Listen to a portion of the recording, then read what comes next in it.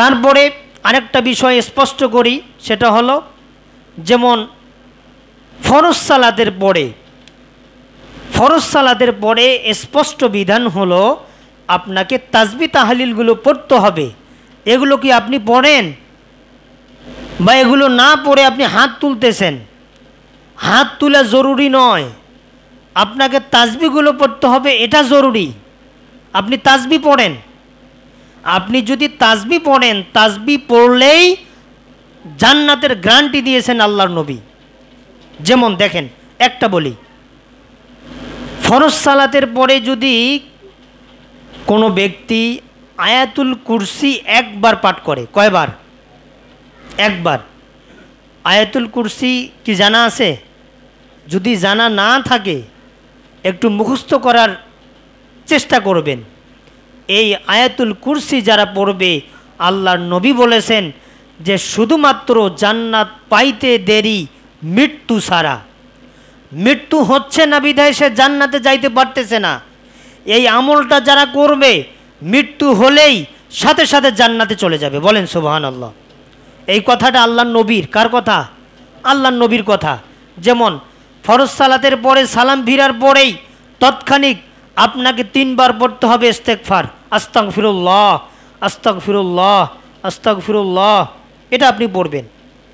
কিন্তু যেটা পদ্ধতি, যেটা সঠিক পদ্ধতি, সেটা হলো সালাম ফিরার সাথে সাথে আল্লাহু আকবার, আস্তাগফিরুল্লাহ আস্তাগফিরুল্লাহ আস্তাগফিরুল্লাহ, আল্লাহুম্মা আনতাস সালাম ওয়া মিনকাস সালাম, তাবারাকতা ইয়া যাল জালালি ওয়াল ইকরাম, আল্লাহুম্মা ইন্নী আলা যিকরিকা ওয়া শুকরিকা ওয়া হুসনি ইবাদাতিক, সুবহানাল্লাহ 33 বার, আলহামদুলিল্লাহ 33 বার, আল্লাহু আকবার 33 বার, সূরা নাস, সূরা ফালাক, সূরা ইখলাস, আল্লাহর বিভিন্ন নামগুলো আপনি ফরজ সালাতের পরে জপতে পারেন। আয়াতুল কুরসি পড়েন, হাসরের শেষ 3 আয়াত পড়েন, আপনি পড়েন। অনেক পদ্ধতি দোয়া আছে, আপনি এগুলো বাদ দিয়ে আপনি হাত তোলা নিয়ে ব্যস্ত।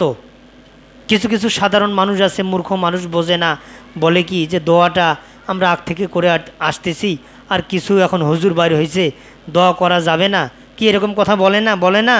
বলে। কিন্তু সহজ আমি কথা আপনাদেরকে বলতেছি, যেটা সঠিক পদ্ধতি, সেটা হলো আপনার জন্য করণীয়, পালনীয়, গুরুত্ব, অতীব জরুরি, না করলে নয়, সেটা হলো আপনাকে তাসবিহ পড়তে হবে। তাসবিহ আপনাকে পড়তেই হবে, মাস্ট বি, পড়তেই হবে। আপনি এগুলা বাদ দিয়া আপনি হাত তুলা নিয়ে ব্যস্ত আছেন, তাহলে এখানে কি আসছে যে হাত্তা ইউহাক্কিমুকা ফীমা শাজারা বাইনাহুম, রাসূলের ফয়সালা বাদ দিয়া যদি কেউ নিজের ফয়সালা মতে চলতে চায়, সে ঈমানদার হতে পারবে না, তার আমলনামাগুলো আল্লাহ পাক কবুল করবেন না। তাহলে দেখেন, সালাতটা পড়তে হবে কার পদ্ধতিতে? বলেন, রাসূলের পদ্ধতিতে পড়তে হবে। তাসবিহগুলো পড়তে হবে কার পদ্ধতিতে? রাসূলের পদ্ধতিতে। এই যে ফরজ সালাতের মুনাজাত যে করতে হবে এবং করতে হবে না, এটার রায় আর আমি বলবো না, অনেক পরে আরও বলবো, আগে বুঝাবো তারপরে বলবো। যে ফরজ সালাতের পরে মুনাজাত, এটার থেকে আপনি প্রাধান্য দিবেন এই তাসবিহগুলো। কিগুলো? তাসবিহগুলো। দোয়া করেন, আপনি শেষে করেন, সারাদিন করেন, সারা রাত করেন, নফল সালাত পরে দোয়া করেন, কেউ নিষেধ করবে না। কিন্তু একটা জায়গায় সমস্যা, সেটা হলো তাসবিহ বাদ দিয়া আপনি দোয়া করতেছেন, এটাই সমস্যা। তা যাই হোক, স্পষ্ট কথা বললাম না, এখন বুঝে নেন। আমার কথাগুলো বুঝছেন তো? না, কি বোঝেন নাই?